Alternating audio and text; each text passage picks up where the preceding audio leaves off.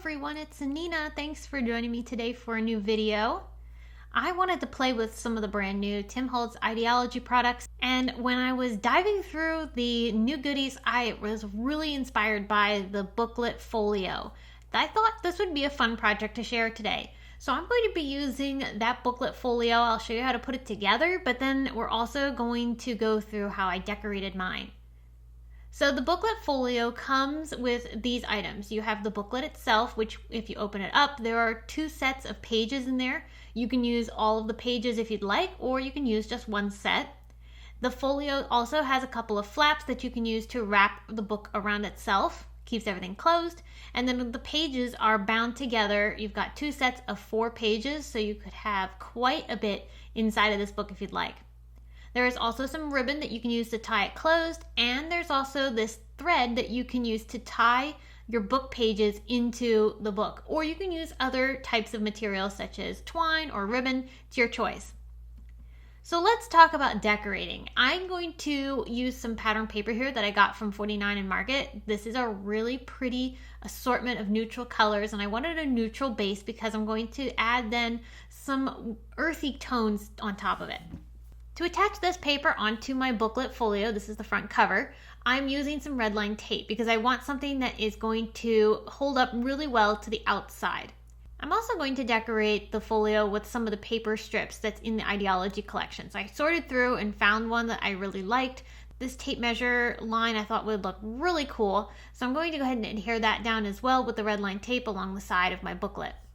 Now this pattern paper is beautiful as is, but there are some stunning new collage papers in the Tim Holtz Idea-ology collection. So I'm going to apply one of those onto my book cover, but I need to cover the book cover first with some collage medium. This is a transparent adhesive, so it works really well for this.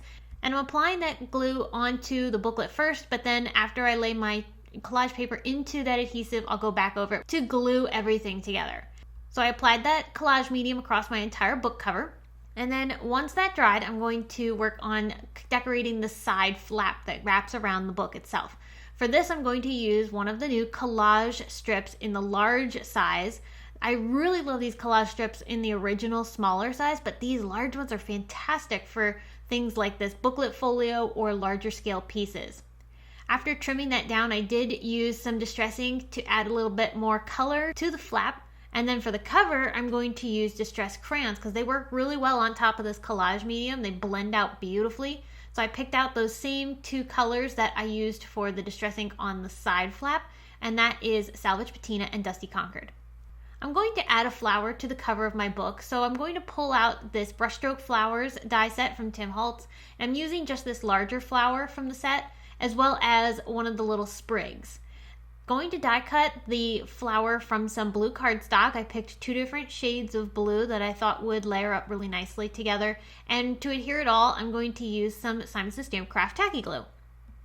This is a nice adhesive for gluing small bits and pieces together because it does dry clear, so you won't see any of that adhesive if it squishes out the sides. And so once I assembled my flower, it was pretty simple, not too many pieces. I then brought in some more distress ink, and I'm going to add a little bit of shading to the flower just to give it some dimension. I also pulled out this Lush leaves die set from our Simon Says Stamp collection, and I'm going to use those to create a nice little sprig of leaves coming out from behind my flower. I did cut this from some green cardstock, but then I went back in with some green distress inks and added some shading. Now, I don't know about you, but I love the look of stitching on craft projects, but I just don't have it in me to dig out a sewing machine and go through all the trouble of actually sewing. So I love these 49 in Market rub-ons. These look like stitching detail, but they are so easy to apply. I think this is such a cool way to be able to add that stitching effect. So you just trim out the rub-on that you want, and then you're going to take your bone folder and just burnish that over top of the release paper until the transfer has adhered. And then you can do that across your entire project, which is what I did. I went through and used different pieces of those little stitching rub-ons, and I'm just adding them here and there to create some really cool accents. This makes it look like I sewed onto this project, but I didn't have to do a single stitch. It was really cool. So now I'm going to start adding some more decorative elements to the cover of my booklet. I tore out this piece of the collage strip and I'm going to adhere that across the top. And to make it look like it was actually stitched there, I'm going to add one of those rub-ons as well. Now, that is only glued along the top just to give that simulation of it being a piece of paper that was stitched onto the card. There are these awesome postage stamp stickers in the new Idea-ology release. I used a bunch of those across my project here. I added one here along the bottom corner, and then you'll see me add them across different other pieces of this booklet. I glued all of my leaves and flowers onto my project using that craft tacky glue and those little tiny sprigs that are from the brushstroke flower set. I cut those from some cream cardstock and then just tucked them here and there around the flower. There are these typed tags in the Idea-ology collection, and I'm going to use this small circle one to add onto my project. And I want to be able to fill in the text, so I'm going to use a distress crayon and rub that into the text, then use my finger to kind of massage that into place, wipe off the excess with my rag here, and that's going to give me this really cute little quote tag that I can adhere onto my booklet. I did add a little bit of foundry wax around the edges in gold, just so that way it adds a small touch of shine here. I'll use my heat tool to set that. And then I did tie a bit of ribbon across the top of this tag before adhering it down with some red line tape. That looks super cute down there. All right, on the back side of my booklet, I'm going to use another sheet of that 49 in Market paper. This pretty green color looks really nice with the other tones that I'm adding here. And I'll be continuing the decorating of this booklet the same way I did the front. So I'm adding little touches with ephemera pieces. I did distress those with some walnut stain ink just to make them look a little bit more authentic and worn. I tore some of them here and there to make sure that they had that weathered feel. I did use that walnut stain to also add some distressing to the back of my booklet. That makes that pattern paper look very weathered and very old, which is the look I was going for. I also wanted to incorporate another one of those collage papers. So here I'm going to tear part of this butterfly piece, and I'm going to then adhere that to the back side of my booklet. I again put that same collage medium down first before bringing my collage paper in and laying it into that adhesive. Then I'll just carefully go back over it with the glue to go ahead and seal that into place. What's really fun about these collage papers is that adds such a cool and dramatic piece that looks really authentic on this project. So once I've transferred my collage paper onto my project, then I can go ahead and continue decorating with the rest of my pieces. As I did with the front, because I used collage medium to create my cover, I'm doing the same thing on the back of my booklet, and I'm going to add some more distress crayon to add to that color. That really colors the collage paper nicely and gives me that really neat transition between the pattern paper and the collage paper.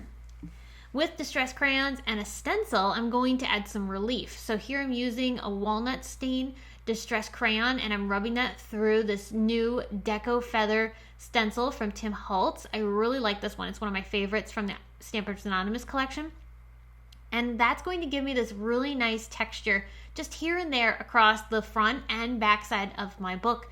Now I did switch colors when I got to the front. I used a blue. This one is Salvaged Patina.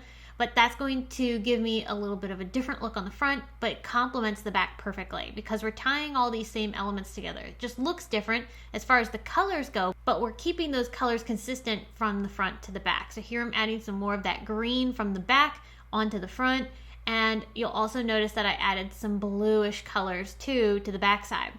So then on the inside, we want to add a little bit of interest as well. Plus I also got some ink on the booklet. And so I was like, I'm just going to cover the inside so that way you'll never know.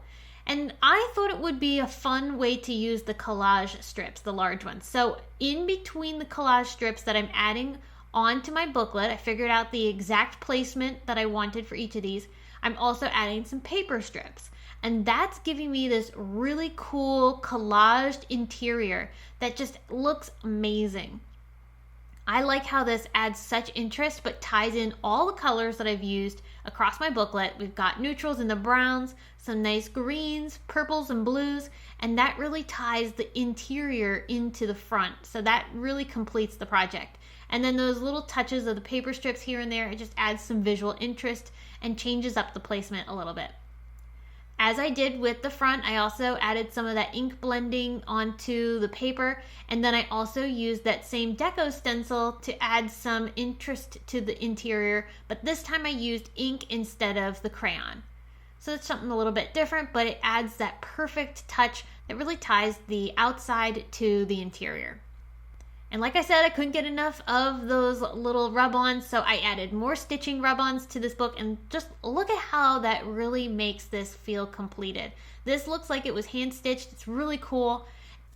All right, so we're ready to attach our pages now. You can use any type of material you want to attach your pages, but I'm going to use some jute twine.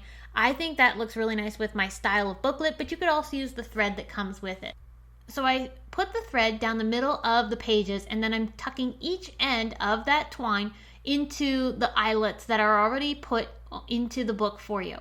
So that's going to get threaded through those two holes, and at this point you could tie it on the outside just like that. Or if you want, you can tie it to the inside. So I'm going to actually wrap mine around the booklet a couple of times just to get a really cool effect. I like that look. I think it looks nice. But then I'll tie that to the interior portion of my booklet just to give it a nice finished loft look. And I'm going to leave a nice big bow because I think it looks a little bit more authentic. It's got that handmade feel, which is what I was going for. And I think that looks really cool. So now you can turn your pages and you've got this really nice little booklet that you can fill with anything you want. Memories, or maybe more collages, or maybe you want to use it as a diary. It's totally up to you, but I think it's a really cool project. Now I am going to use the ribbon to tie across the top of my booklet just to close it up. I did use some red line tape to attach that ribbon into place just because I want it to be attached permanently, but you don't have to attach it. You could just tie it around your booklet. And of course you could tie it across vertically or across horizontally. So it's your choice of how you want to tie the ribbon on, but I thought this would look neat tied up in a vertical form along the top portion of my project. And that is going to do it. That is the finished folio that I created with the new Tim Holtz Idea-ology collection.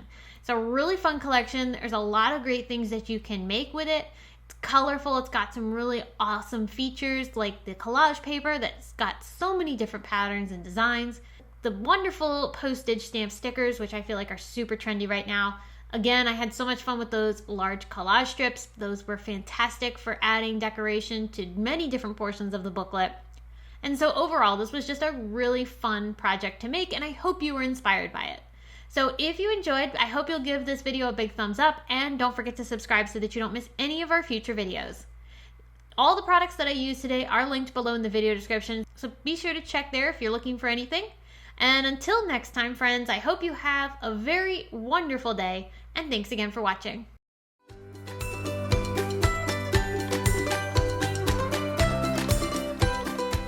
Hi there, I'm Heidi, Simon's mama and founder at simonsaysstamp.com.